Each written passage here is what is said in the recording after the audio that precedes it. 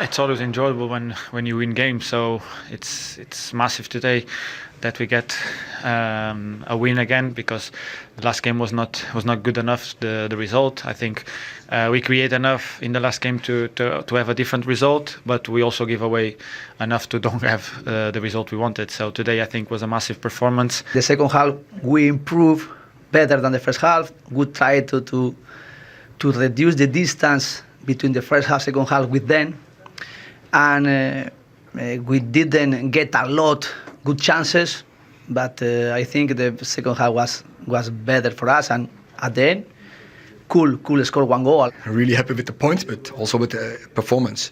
It was an impressive performance our sides against Villa. Didn't lose over 10 games, I think. Score every game, and we were totally in control. We created a lot of chances. 1-0, I think it could have been 3-1 or 4-1. So our sides really good and impressive performance. Well, Manchester United knew how they wanted to get at Villa today, didn't they? They did. It was quite a simple game plan. There was no need to play through the thirds. There was no need to go for, overplaying in possession, because Aston Villa came with a really high aggressive line, and Manchester United at times just needed one pass to break those lines and get in behind. And to be fair to Aston Villa, in the first 20 minutes or so, they played it really well. Manchester United couldn't quite figure out how to time their runs right initially. Marcus Rashford was offside with the first one. Then the goalkeeper, sweeper keeper, Emi Martinez, all afternoon long, was able to come out and Aston Villa defender. But then clever players will start to do something different. You just saw Marcus Rashford dropping deeper, running from much deeper positions. That makes it more difficult for defenders to keep that high line. Didn't quite work out on this one, even though he timed his run better, because Martinez was in the right position. Then they started to mix it up, Manchester United. Runners from deeper positions. Casemiro is the one that breaks the line, allows Sancho to get the ball, and they just started to show variation. Manchester United started to make Aston Villa run towards their own goal, and clever players will always eventually work out things like high lines. Bruno Fernandes on this occasion, but this is the one. Aston Villa, for only a few times in the game, the two centre-halves didn't quite get that line perfect. The goalkeeper wasn't in a position to come out and win the ball, and Marcus Rashford was away. It was an OK finish, hit it early. Bruno Fernandes following up brilliantly, but they were just too clever for Aston Villa, really, Manchester United. And all the damage was done in the first half. Villa improved a bit in the second half, but not enough to come back. I mean, they've been walloped at times away from home of Manchester United, but at home, fewest goals conceded, yeah. Which is some going, actually, considering the troubles they have had defensively. Tough to play against, yeah. And when you consider the number of fixtures that they've had, and to keep that up, it's impressive, yeah. And a mix and match defence as well. Yeah. Jermaine, this is going to sound a bit damning them with faint praise. I don't mean that, because they've won a trophy and they'll probably finish top four, so they're going the right way. They just get the job done at the moment, don't they? They're not going to quicken the pulse like Manchester City or Newcastle at the moment, or Arsenal have done this season, but they are on track under Erik ten Hag. Yeah, they are. And when you take into account where they were early on,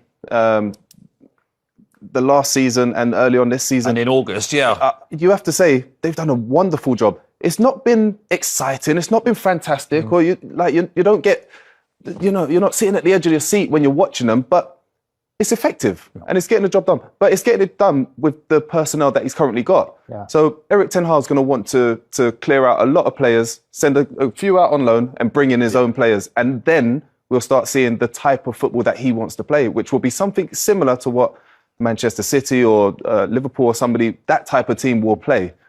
At the moment, he's doing the best with what he's got. And like you said, it's effective. It's getting the job done. And against the Villa team, who have been as good a form as anybody in the last few weeks. So unbeaten in 10 going into this one. Yeah, Villa had one or two chances, but, the goal from Villa point of view is a bad goal, because it's not a great kick from Emi Martinez. He puts it on to Casemiro, then a great header. Then I think Emi Martinez doesn't shift his feet there. But I tell you, Bruno's having a good season. I think he's having a very good season. He is their outstanding player. Do you know, I think it's since Ten Hag's come in, I think under Rangnick, I think he was trying Hollywood passes left, right and centre. I think Ten Hag's made him simplify his game a lot more. He still goes for them because he's got a range of passing. But, he's also the star man now that Ronaldo's just going to say that. He's the man. He plays every game if he can. That's one of the biggest differences. I still think he's got a way to go in terms of playing the position better. So I don't think he's a number 8. I think he's best off playing in the position that he's been playing lately, which is a number 10. Yeah. That's no bad thing. He's still got the skills. And if you free him up and you play a Casemiro or Sabitzer or Eriksen or Fred behind him and you let him be a number 10, you can sort of let him off if you like, if he goes for a worldly pass and it doesn't come off and his pass completion is not high because of what he's doing in front of goal. Just one other quick point. They defend really well, don't they, Manchester United? Look how many games they won 1-0 this season. With Varane and Martinez out injured now, Shaw's played, and then obviously Lindelof, you were saying off there. Yeah. Lindelof, if you hear is the number 3 centre-half, he's a very good one. He's a steady Eddie. He gets the job done. He's consistent. And I think, that, like you said, the reputation he's got is a little bit harsh because he's made 1 or 2 mistakes, don't get me wrong. But he's not bad at all. He's trustworthy. He's reliable. He's took a bad rap, I think, over the last couple of years. Yeah. I think it's been very easy to go if you're conceding Lindelof. Yeah. I think he's had so many different partnerships. When he's played, his form's pretty good. Yeah. Sometimes this is an easy